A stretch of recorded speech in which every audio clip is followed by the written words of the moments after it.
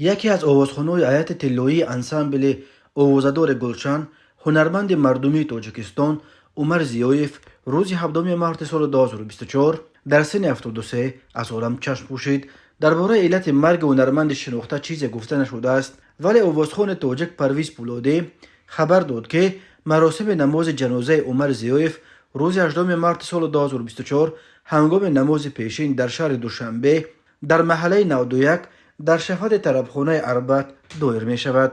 عمر زیایف در برابر مقدس نبی و تاج الدین محیدینوف، بهادر نعمتوف، مغفرت همراقلو و ریما شالویر و کرامت الله قربانوف که بعدتر به این گروه پیوست، نماینده هیئت طلایی انسامبل آوازدار گلشن بود که در سالهای 70 و 80 غلغله افکن بودند.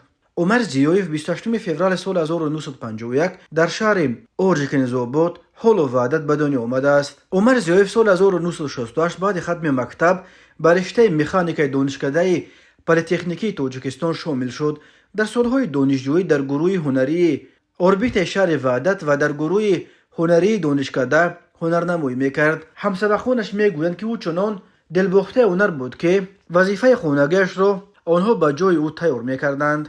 بعد ختم دانشگاه عمر زیایف به اورژیکنیزآباد برگشته در یک کارخانه به کار درآمد، ولی میری هنر بالا گرفت و وقتی که عارف شاه عارفوف رهبر انسامبل گلشن که چندین سال باز هنرنمای او را پیگیری میکرد، عمر زیایف را به گلشن دعوت کرد. او بلافاصله قبول کرد و در دوران طلایی رشد گلشن در یکی آن هنرنمایی کرد و در رشد استراد تاجیک سهم خود را گذاشت.